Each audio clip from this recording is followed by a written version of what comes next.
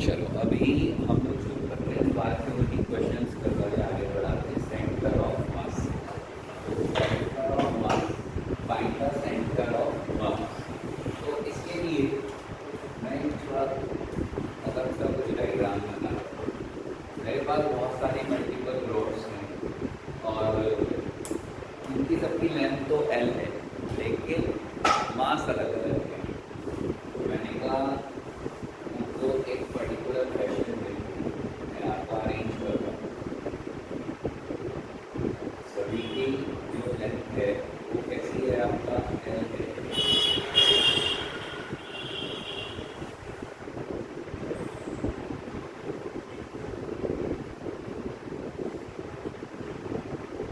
इस तरीके से हमारी स्ट्रक्चर मेंटेन है इनको बाय मास हम कहते हैं। तो this is L, this is 2l, this is 3l, this is 4l and this is 5l।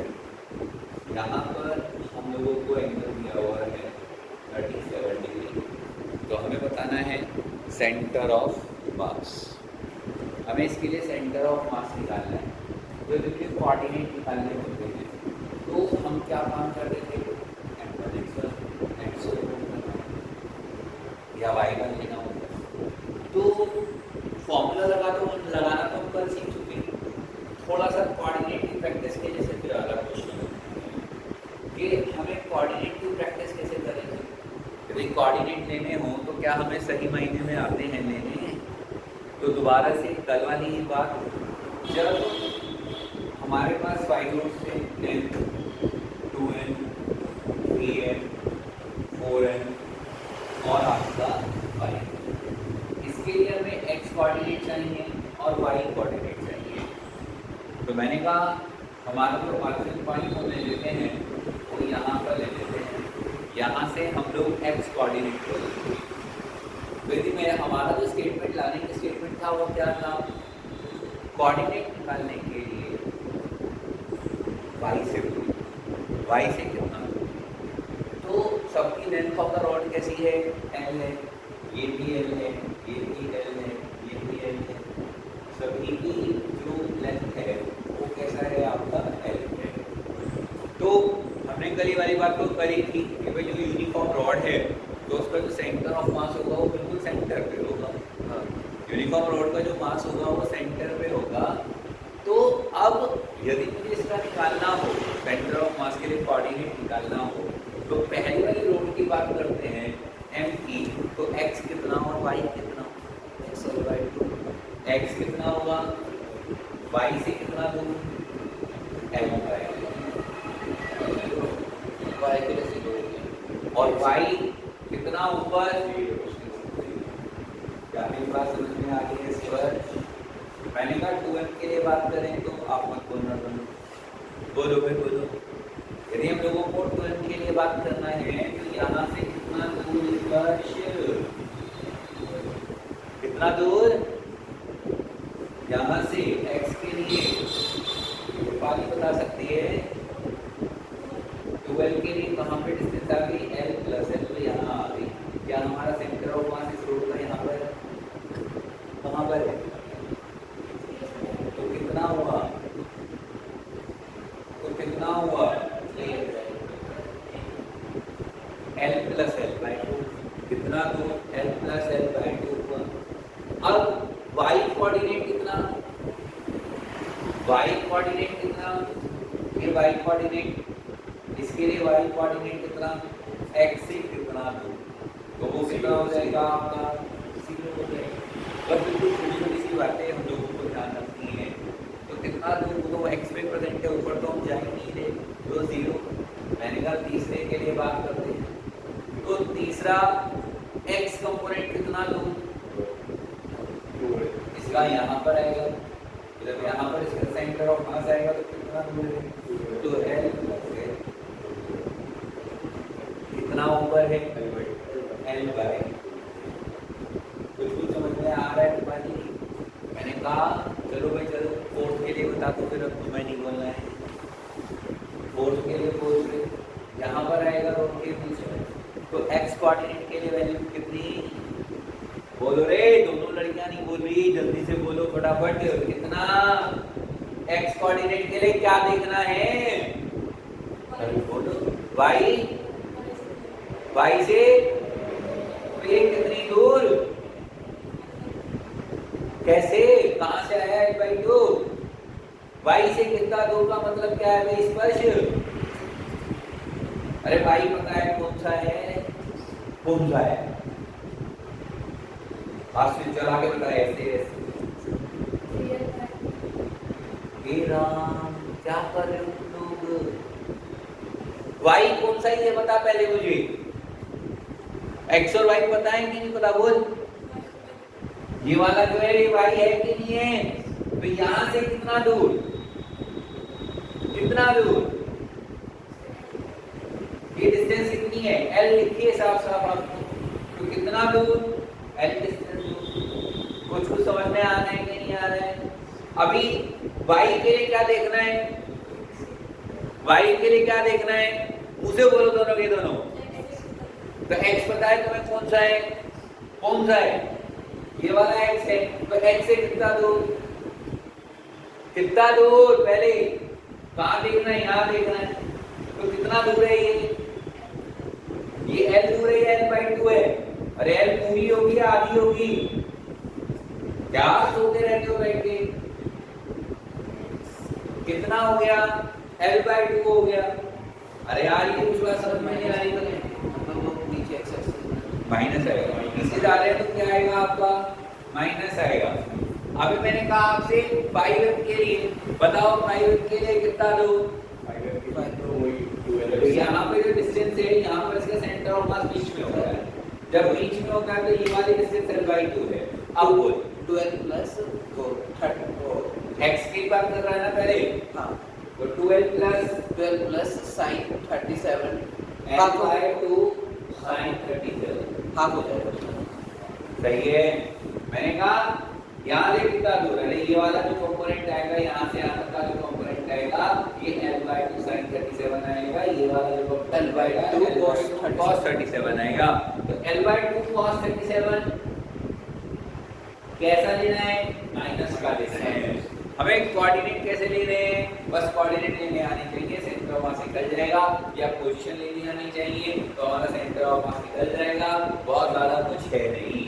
अरे क्या क्या समझ में नहीं आया अभी बताना पड़ेगा दूसरे क्वेश्चन में। फिर पूछ लो अभी भी क्या समझ में नहीं आया।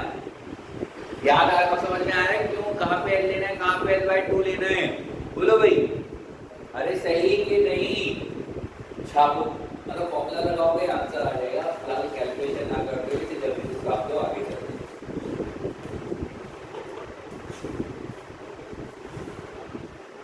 अब ये भी आ सकते। Now start with the next question. Write down the question. A circular plate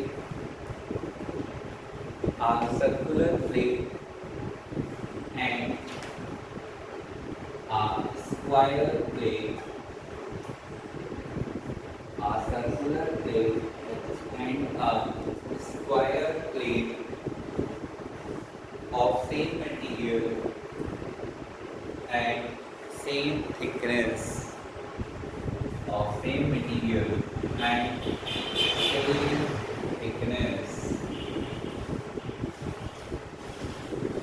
same thickness are connected as shown.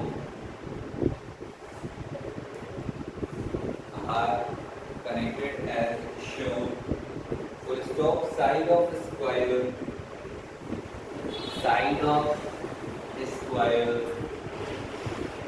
and side of square and diameter of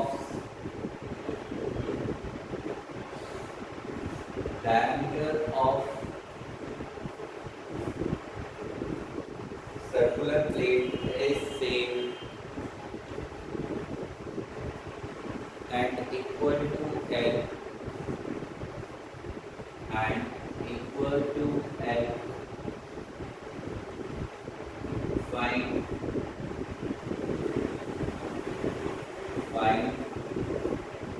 center of मास।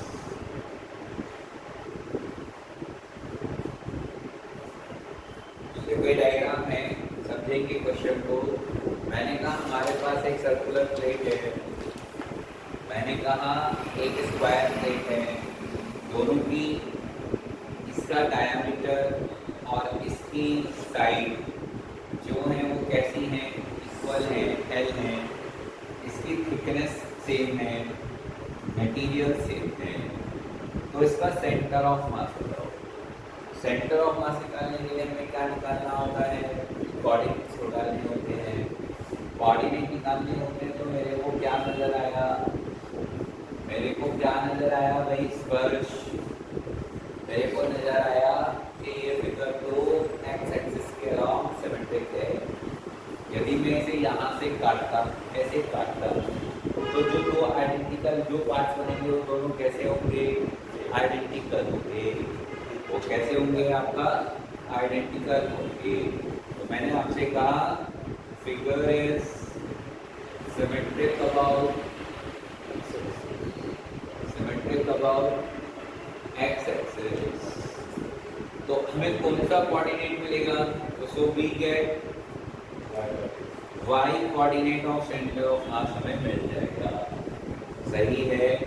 अभी तुम दोनों को नहीं बोलना है, मैंने कहा इसकी साइड एल थी, इसकी भी कितनी है, टोटल एल कितनी है, एक्स। साइड का मतलब सारी साइड इक्वल है, ये स्क्वायर है, तो ये एक्सेस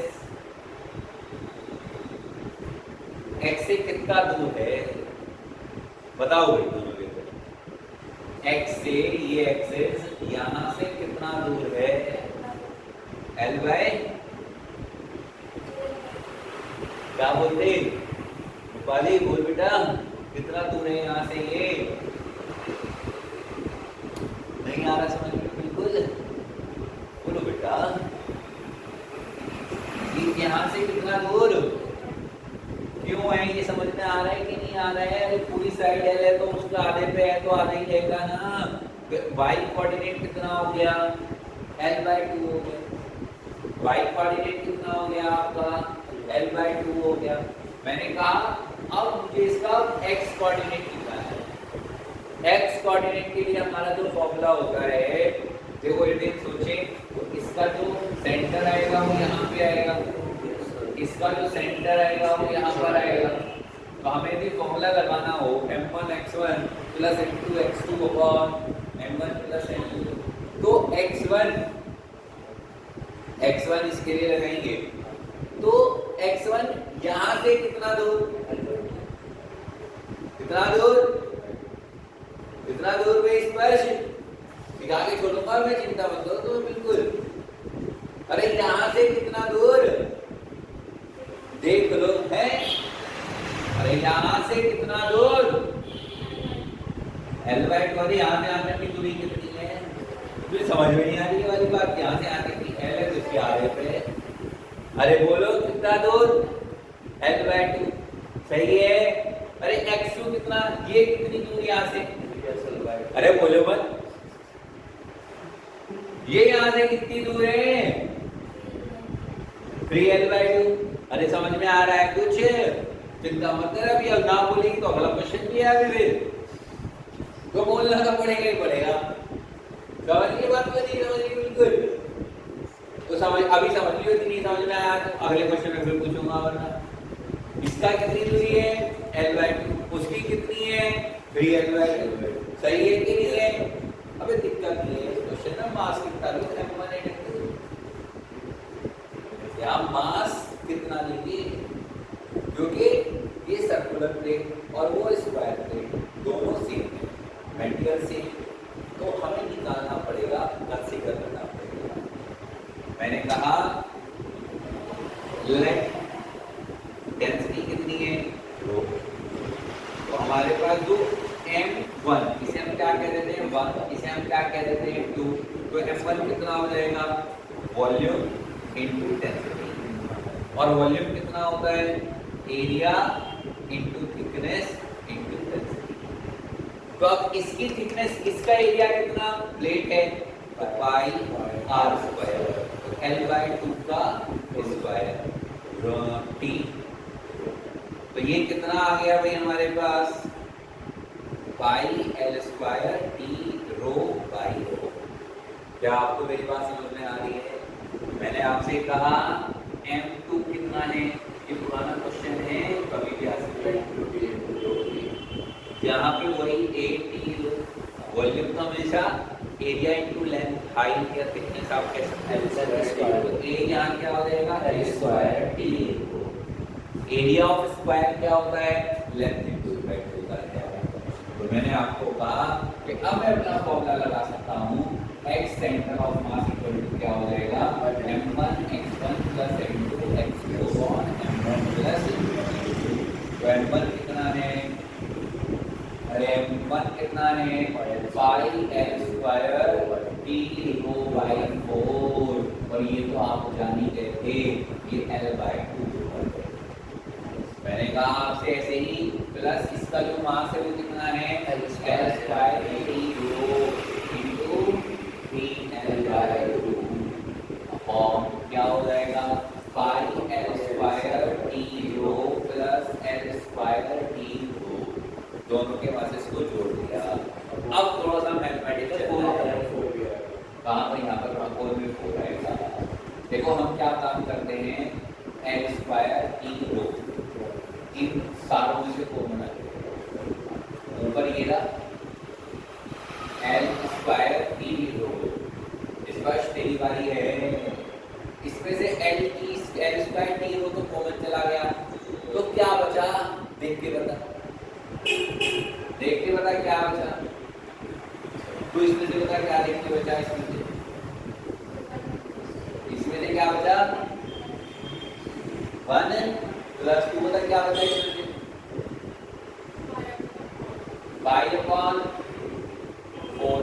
और कुछ भी बचा, ये नहीं बचा क्या, एल अपॉन, अरे ये और ये बचा, नहीं बचा इसमें से, कुछ तो देख ले स्पष्ट, कुछ तो सीख जा, तुझे 3 महीने हो गए पढ़ते हुए मेरे पास। अब यहाँ से क्या बचा, 3l बाय 2। यहाँ से हमने क्या कॉमन लिया, पाई एल स्क्वायर टी। तो यहाँ क्या बचा, रो बाई 4 प्लस, तो क्या ये पाई नहीं ले सकते कॉमन, क्या लेंगे, एल स्क्वायर टी रो। यहाँ पे पाई अपॉन 4 पाई बार 4 प्लस 1। अरे यस और नो, क्योंकि ये दोनों कट गए, तो यहाँ पे 8 है, यहाँ पे 2 है। वैसे यहाँ से l बाई 2 भी कॉमन ले लेता, तो यहाँ से मैं जब ऊपर से ले लिया l बाई 2, तो बता भाई इस पर क्या बचा, पाई बाई 4। वहाँ क्या बचा, है, अरे l बाई 2 कॉमन ले लिया, तो क्या बचा, अबे 1 बाई 2 कैसे बचा, 3 नहीं बचा क्या, सोच कहाँ है तू, बिल्कुल मतलब जमा के छोड़ो। मैं ज्यादा सोने लगी है तो आजकल हवा लग रही है, पानी लग गया मेरे यहाँ। यहाँ पे 4 क्या आएगा, इसका एलसीएम आएगा 4। यहाँ पे क्या आया, पाई, यहाँ पे क्या आएगा 4। कुछ बदलने पड़ रहा है, तो यहाँ पे भी 4 एलसीएम आएगा, तो l बाई 2। यहाँ पे ऊपर भी क्या आया एलसीएम, तो पाई प्लस अपॉन, यहाँ पे भी क्या है, पाई प्लस 4 अपॉन 4 से 4 कैंसिल। तो आंसर क्या आया, l by 2 pi plus 12 upon pi plus 4। अब इसका नीट का क्वेश्चन बताता हूँ तुम्हें। नीट में तो पहला क्वेश्चन आएगा, ये तो अच्छा क्वेश्चन आएगा, 15 क्वेश्चन में जाएगा। और पहले 35 में से एक क्वेश्चन आ सकता है जो तुम्हारे लिए पूछा जाए कि इसका जो सेंटर ऑफ मास है वो सर्कुलर प्लेट में आएगा या स्क्वायर प्लेट में आएगा। सर स्क्वायर प्लेट में तो यहाँ पे आएगा, स्क्वायर, तो फिर तो हम करते ही तो सीधा सीधा ऐड हो जाता सर स्क्वायर में आएगा। क्या मेरी बात क्वेश्चन समझ में आया यहाँ से? अरे कहाँ पे आएगा, यहाँ पे आएगा, यहाँ पे आएगा, इसमें आएगा स्क्वायर। सही है, क्यों आएगा? क्योंकि सर जो उसका एरिया है वो ज़्यादा है स्क्वायर का। स्क्वायर का एरिया ज़्यादा, एरिया का तो तुम्हारा मतलब मास भी तो ज़्यादा है, एरिया ज़्यादा तो मास भी ज़्यादा है, इसलिए उसको समझ में मेरी बात। या दूसरा तरीका यहाँ से सोचो, जो तूने पहले बोला यदि इसका सेंटर ऑफ मास यहाँ पे आता तो यहाँ पे आने के लिए l/2 कॉमन है तो उसकी वैल्यू 2 आनी चाहिए थी, और 2 से 2 क्या हो जाता, कट जाता।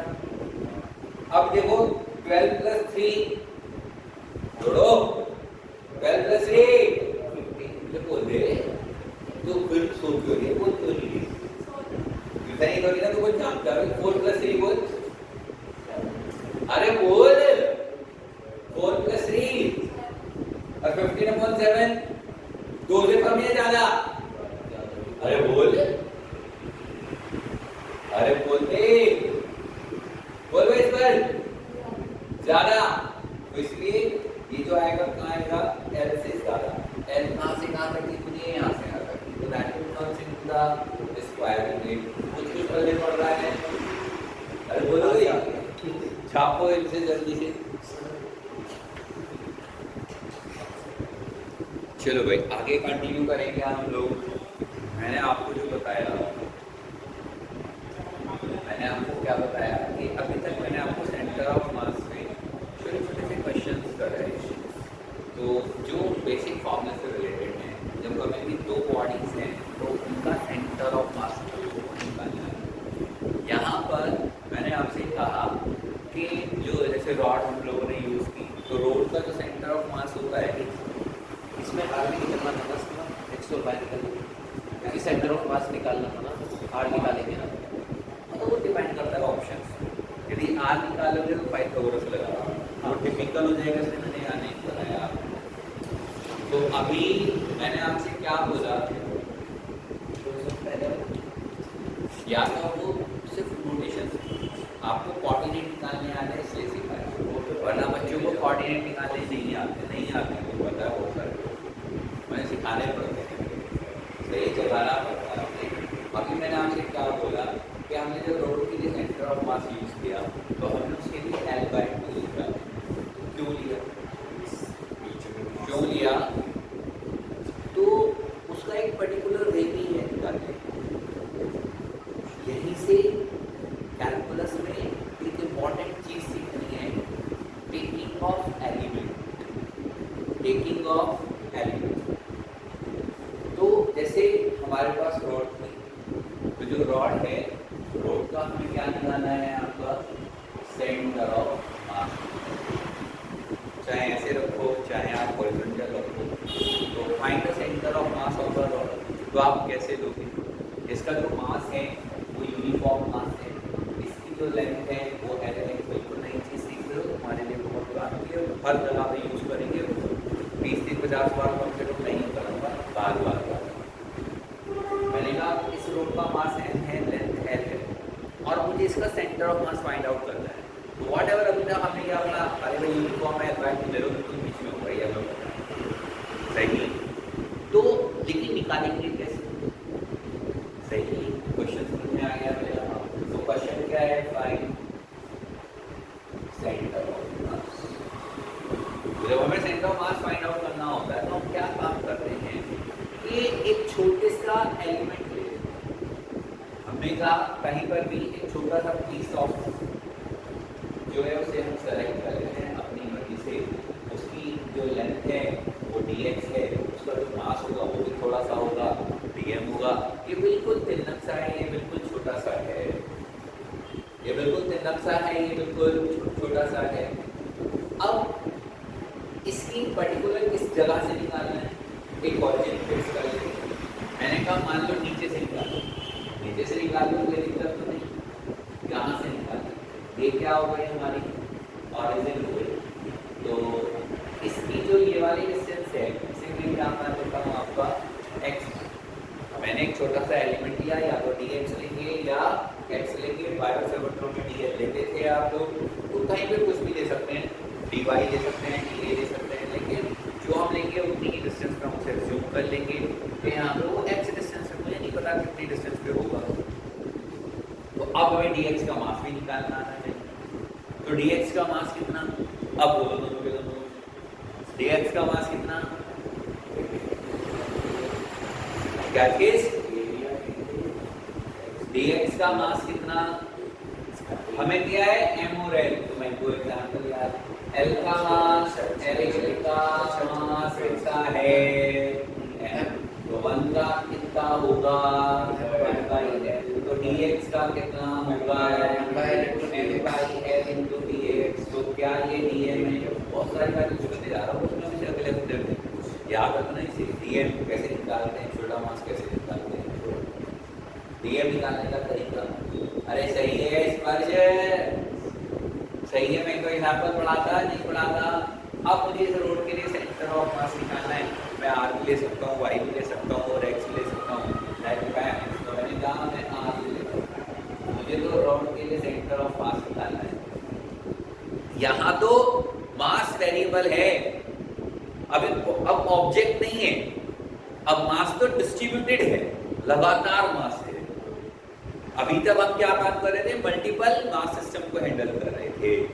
अभी मास लगातार बिखरा हुआ है, तो मैं क्या करूँगा, इंटीग्रेट करूँगा एक्स टी, मतलब यहाँ पे आर ले लेंगे हम लोग डीएम के रेस्पेक्ट में अपॉन, ये मैंने आपको कल फॉर्मूला बताया था कॉन्टिन्यूअस के लिए, बताया था कि नहीं बताया था।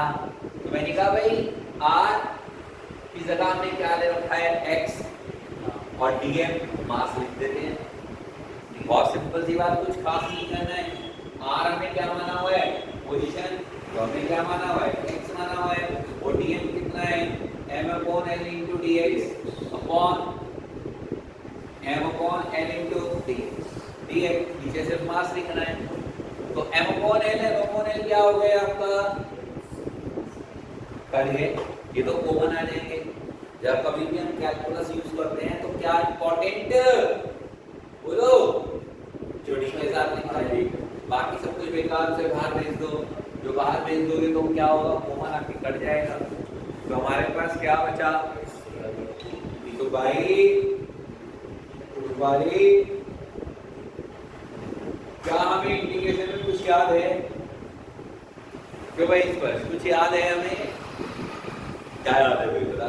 डी की पावर जो है प्लस 1 प्लस हम पावर को जोड़ के लिख देते हैं। तो यहाँ पे क्या हो जाएगा, x 1 plus 1 upon 1 plus 1 plus x only, अच्छा अपॉन डिवाइड करेंगे अपॉन 2, उसके बाद अपॉन नीचे क्या आ जाएगा x। तो जब हम इसे कर रहे होते हैं तो हमें लिमिट भी रखनी होती है। तो लिमिट कैसे रखते हैं, वो यही सीखनी है, आज सीख के जाना है उसे। लिमिट कहाँ से रखते हैं, तो ये जो हमने एलिमेंट लिया ये कहाँ से कहाँ तक ले सकते हैं।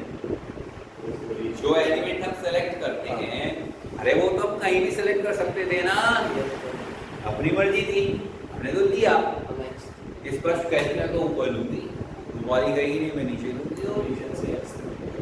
हम कहाँ से कहाँ तक ले सकते थे, उस पे क्या बदलेगा, 0 से L तक। हमें तो गिवन है वो ml गिवन था, ये तो हमने लिया था। तो ये यहाँ से शुरू करते हैं, तो यहाँ पे इसकी लेंथ मान लेते हैं 0। अब आगे जा रहे हैं, आगे जाते जाते इसकी लेंथ बढ़ती जाती, बिल्कुल किनारे पे लिखते हैं, ऊपर लिखते L होती। तो कहाँ से कहाँ तक, 0 से L तक, तो 0 से ये डिटरमिनेंट मेथड हो गया। क्या हो गया ये आपका इंटीग्रेशन का डिटरमिनेंट मेथड, सारे के सारे आपने किए हैं। क्या आपको मेरी बात समझ में आ रही है। तो नीचे की लिमिट नीचे लिखेंगे, ऊपर की लिमिट, अरे नीचे की नीचे, ऊपर की ऊपर। क्या मेरी बात कुछ समझ में आ रही है। तो मैंने कहा अब क्या करते हैं भाई, इस पर कुछ याद आ रहा है तुझे, कुछ तो बोल देकर बोल भाई, क्या बोलती, जिसकी रेस्पेक्ट में क्या था, जिसकी रेस्पेक्ट में क्या था, उसमें एक बार ऊपर वाला एक बार नीचे वाला, बीच में इसमें से 1/2 तो देखो वो बना बचा x square, l square minus 0 upon l minus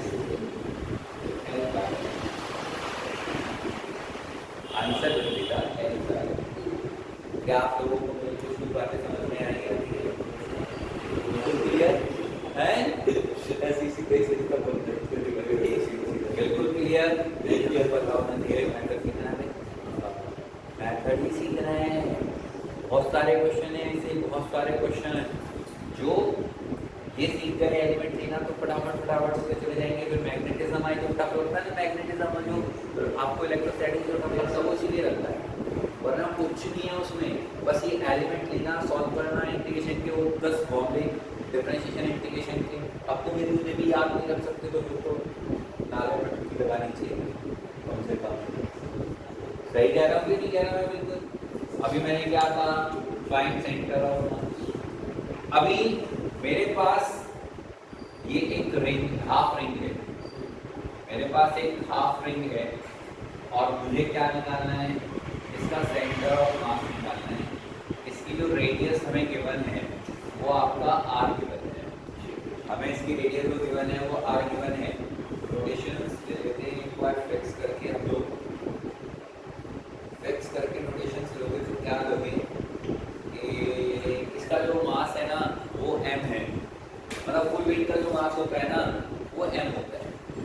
हम ऐसा नोटेशन ले लेते हैं, मास ऑफ फुल रिंग कितना है m, और इसकी जो रेडियस है वो कितनी है, आपका रेडियस कितनी है r है। तो हमें क्या करना होता है, अब देखो आप इसका लो, इसका बताओ सेंटर ऑफ मास कहाँ पे है। पहले मेरी बात करें, बात है मैंने कहा क्या ये आप सिंपल है। अब इसका सेंटर ऑफ मास कहाँ आएगा, इसका सेंटर ऑफ मास थोड़ा सेंटर से ऊपर आएगा। हाँ मतलब सेंटर से ऊपर की तरफ आएगा। अरे ऐसा नो पूरा रिंग होता तो सेंटर पे आता, लेकिन अब ये ना थोड़ा सा ऊपर कितना, तो अब यहाँ हम अपना वो डायरेक्ट अप्रोच नहीं लगा सकते। समझ में आ रही है मेरी बात या नहीं आ रही है? तो मैंने कहा मैं इसी को ओरिजिन मान लेता हूँ। और मैंने आपको क्या कहा, जब आप सॉल्व नहीं कर सकते तो भाई एलिमेंट लेना सीख जाओ, कैलकुलस यूज कर लो। उसके लिए हमें क्या लेना है, छोटा सा एलिमेंट लेना है। तो छोटा सा एलिमेंट ले लेता हूँ, DL। यहाँ पे एलिमेंट क्या लिया मैंने, DL। अब इसका मास भी निकालना पड़ेगा, ये तो तुम्हें पता ही चलेगा। हमें इसका मास चाहिए, चाहिए कि नहीं चाहिए, यहाँ तो आसान था। अरे मास कैसे निकालोगे, अरे बता दे लड़के, रूपाली कैसे निकालेगी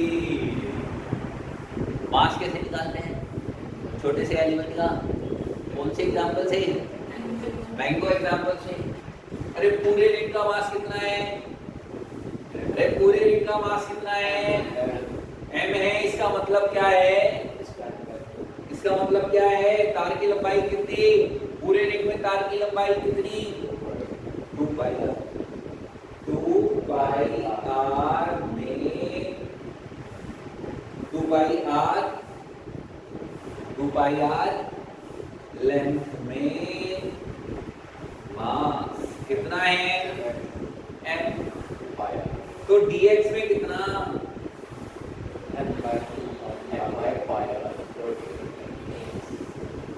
क्या मेरी बात समझ में आ रही है? तो क्या ये dm, अरे शहर का dm नहीं है भाई ये, अरे ये एलिमेंट dm है। कुछ कुछ पल्ले पड़ रहा है, बोल दे भाई क्यों गहरा मत सोचे, कुछ खास बात नहीं बताइए। मतलब अगर हम वैसे निकालते हैं, अगर हम हाथ सर्कल को निकालते हैं तो m/2 हो जाता है, मतलब मास m/2 हो जाता है। हाँ तो ये याद है, तो उस तरीके से नहीं, मतलब उस तरह से कर सकते हो, लेकिन काफी कोई नहीं बढ़ाने का मतलब एक अप्रोच करना एक स्टेप बढ़ा, ये वाला करना चाहिए, मतलब वाला सही वही सब कर दो जो तुम्हें इजी लगे, कोई दिक्कत नहीं। मैं जितना मतलब जो वे ऑफ होता है उसी में करते हैं ज़्यादातर हम लोग। ये पढ़ाते वक्त क्या ध्यान रखना होता है कि छोटे से छोटा, तो पहले मैं एक स्टेटमेंट बनाऊँ कि आधे रिंग का आधा मास, फिर दूसरा स्टेटमेंट बनाऊँ, फिर मैं इनको एग्जाम्पल लगाऊँ।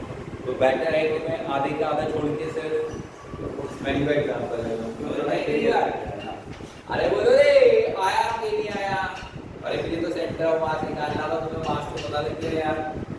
जब मास पता लग गया तो हम क्या करें, तो क्या करें यार, बहुत सारे तरीके हैं इसको करने के, कौन से तरीके से करो, कौन से तरीके से करोगे।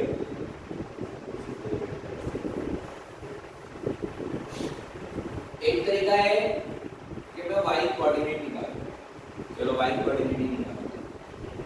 हम लोग क्या निकालते हैं, आपका y कोऑर्डिनेट निकालते हैं। उसकी फिगरेशन के बारे में सोचो, ये जो फिगर है ये वाई एक्सिस के अराउंड सिमेट्रिक है।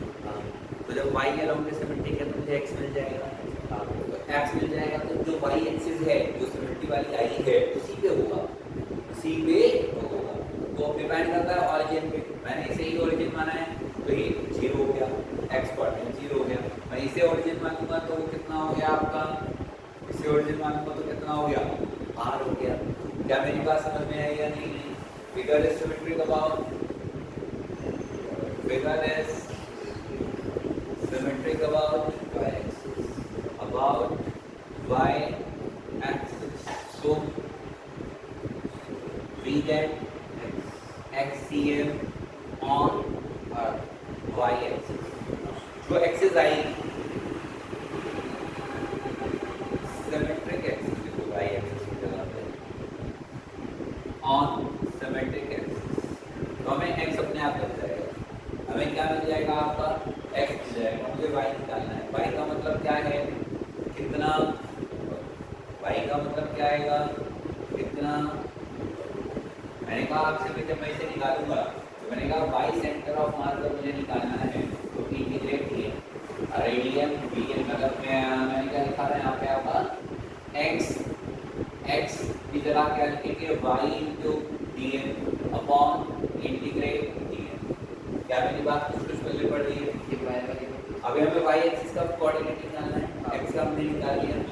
तो हमारे पास जब हम y कोऑर्डिनेट यूज करते हैं तो y कोऑर्डिनेट यूज करते हैं तो x से कितना दूर, x से कितना दूर हमने क्या मान लिया, इसे y मान लिया। यदि हमने इसे y मान लिया तो y dot dm upon dm का इंटीग्रेशन हम लोग यूज करेंगे। तो मैंने कहा भाई यहाँ पे dm कितना, तो y इंटू m अपॉन 2 पाई r इंटू dx। मैंने यहाँ पे dx ले लिया, यहाँ पे dl ले लिया, तो ये आंसर आ जाएगा। फिर तो dl का मास कितना है, dl सही है। तो अब यहाँ पे क्या आ गया आपका, dl आ गया। तो अपॉन में क्या आ जाएगा, इंटीग्रेशन m अपॉन 2 पाई r इंटू किसी को कोई दिक्कत, ये तो सब पढ़ गया। अब यहाँ अंतर क्या है कि y डॉट अपॉन इंटीग्रेट,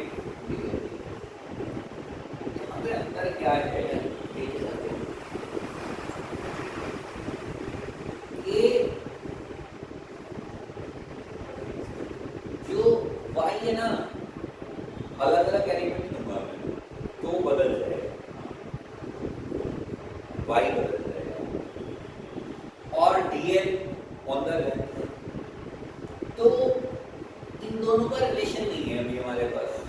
ये दोनों आपस में कैसे होने चाहिए, आपका रिलेटेड, तभी हम इसका इंटीग्रेशन कर सकते हैं। y बदल रहा है ना, लेकिन जो y बदल रहा है उसका dl के साथ डायरेक्ट रिलेशन हमारे पास नहीं है। क्या मेरी बात समझ में आई? मेरा क्वेश्चन समझ में आया कि नहीं आया? नहीं आया अभी? आ गया सर, आ गया पक्का? सोच लो। अब तो dl कितना, अरे dl क्या होगा, ये और ये। मैंने कहा आपसे, अब मैं इसमें कुछ नोटेशंस मानने पड़ेंगे। ये अच्छे वाला क्वेश्चन है, यहाँ पे थीटा मान लेता। मैंने जो एलिमेंट लिया था, एलिमेंट मैंने कहीं पे भी जाके ले सकता हूँ। तो जब मैं जाके लूँगा इस जगह से शुरुआत करके, तो मैं किस एंगल पे जाऊँगा, थीटा एंगल पे गया। थीटा एंगल पे जाके मैंने एक छोटा सा एंगल लिया, वो कितना है आपका डी थीटा, और डी थीटा की लंबाई कितनी है, डी है। क्या मेरी बात समझ में आई या नहीं आई आपका? तो मैंने आपसे क्या कहा कि जो डी थीटा की जो लंबाई है यहाँ पर, वो कितनी है, डी एल है। ये क्या है, रेडियस। तो एंगल इक्वल टू क्या होता है भाई आपका, यहाँ पर एंगल इक्वल टू क्या होता है आपका, हाफ अपॉन रेडियस। अरे ये सुनो, इसका मतलब डी एल इक्वल टू क्या हो गया आपका, डी थीटा इनटू, अरे ये सुनो, बोलो भाई पहली बात समझ में आई कि नहीं आई? फर्स्ट बात क्या आई आपको समझ में, डी एल क्या होता है आपका, D theta, D R D theta. अरे ये सुनो, दूसरी चीज y कितना होता है, ये y है, ये आर है, तो इधर थीटा है, नीचे बड़े वाला, तो नीचे वाला थीटा है तो इधर क्या आएगा कॉस थीटा, और इसका ये वाला कंपोनेंट क्या आएगा साइन थीटा, तो y इक्वल टू क्या हो जाएगा आपका r साइन थीटा। क्या मेरी बातें कुछ कुछ समझ में आ रही है आपको या नहीं आ रही है? तो मैंने कहा मैं क्या यहाँ पे ऐसा लिख सकता हूँ r sine theta into r D theta upon r D theta. देखो कितने स्मार्टली मैंने क्या काम कर दिया है, मैंने dl को y को एक ही सिंगल वेरिएशन में लिया है, that is according to the angle, that is according to the angle. अब हम एंगल के अकॉर्डिंग तो मूव करेंगे एलिमेंट सेलेक्ट करने के लिए, तो यहाँ पे हमें किसकी रेस्पेक्ट में करना है, d थीटा थीटा की रेस्पेक्ट में करना है, और जो थीटा के साथ जो d के साथ लिखा है वो इम्पोर्टेंट, इसके अलावा सब कुछ। तो यहाँ पे r कांस्टेंट तो r बाहर चला गया, हम किसको इंटीग्रेट करने वाले हैं, साइन थीटा को इंटीग्रेट करने वाले हैं, क्या यहाँ पे r आ जाएगा आपका। यहाँ पे जब साइन थीटा को इंटीग्रेट करेंगे तो क्या आएगा माइनस कॉस थीटा अपॉन यहाँ क्या आएगा ओनली थीटा, जहाँ नहीं होता वहाँ आ जाता है। अब बात बची नहीं, अब बात क्या बची हमारी, सिर्फ लिमिट की बात बची। मैंने कहा माइनस बात हम ले लेते हैं, चलो सही बात मैंने कहा लिमिट कितनी ले। अब हम किसके वेरिएशन के साथ जा रहे हैं, एंगल के वेरिएशन के साथ जा रहे हैं। एंगल यहाँ पे होता जीरो, यहाँ से ऐसे जाते कहीं पे भी ले सकते थे, यहाँ पे पहुंच के लास्ट हो जाता हमारा, तो कितना एंगल हो जाता 180 या पाई, तो यानी कि हमारी लिमिट आएंगी वो क्या आएंगी 0 to pi, 0 to pi, 0 to pi, 0 to pi, 0 to pi, 0 to pi, 0 to pi, 0 to pi, 0 to pi, 0 to पाई। अरे सही के नहीं, तो अभी माइनस कॉमन, एक बार ऊपर वाली एक बार नीचे वाली, तो मैंने कहा minus r bracket cos pi minus cos upon pi minus 0। अबे कुछ कुछ आ रहा है समझ में कि नहीं आ रहा है? मैंने कहा भाई आपसे, मैंने क्या कह दिया माइनस r cos पाई की वैल्यू -1, cos 0 की वैल्यू 1, तो -1 अपॉन पाई, तो minus r minus 2 upon pi, तो 2r अपॉन पाई। इस फॉर्म से प्रोग्राम में मुझे लिखने की चाहिए पैटर्न, समझ में आ गए जब हम नीट की प्रैक्टिस कर रहे होते हैं तो। लेकिन हमें पता भी जरूर होने चाहिए, तभी हम शॉर्टकट अप्लाई कर सकते हैं, तभी चीजों को हम बहुत अच्छे से सॉल्व कर सकते हैं। ये वाला सिर्फ कम से कम 10 बार करेंगे, ये वाला पाई वाला cos पाई वाला। ऑल्टरनेटिंग करंट में, मैग्नेटिज्म में, इलेक्ट्रोस्टैटिक्स में बहुत सारी जगह पे करने वाले हैं। हमें कॉन्सेप्ट पता होना चाहिए। ये क्या था concept, taking the element, element लेना है, एंगल को डिफाइन करना है, डिफाइन करने के बाद लिमिट लेनी है, लिमिट कहाँ से कहाँ तक, बस इसी स्टेटमेंट से लेनी है। नॉर्मल सिर्फ वही 5-7 फॉर्मूलों से नीट की सारी फिजिक्स हो जाएगी जो मैंने आपको लिखाए हुए हैं इंटीग्रेशन की, लेकिन वो 5-7 फॉर्मूले में याद हमेशा रहने चाहिए। इतनी बार तो मैं भी कराऊंगा, यदि थोड़ा सा दिमाग से सोचोगे तो याद रह जाएंगे। समझ में आई बात? तो छापो से एक बार।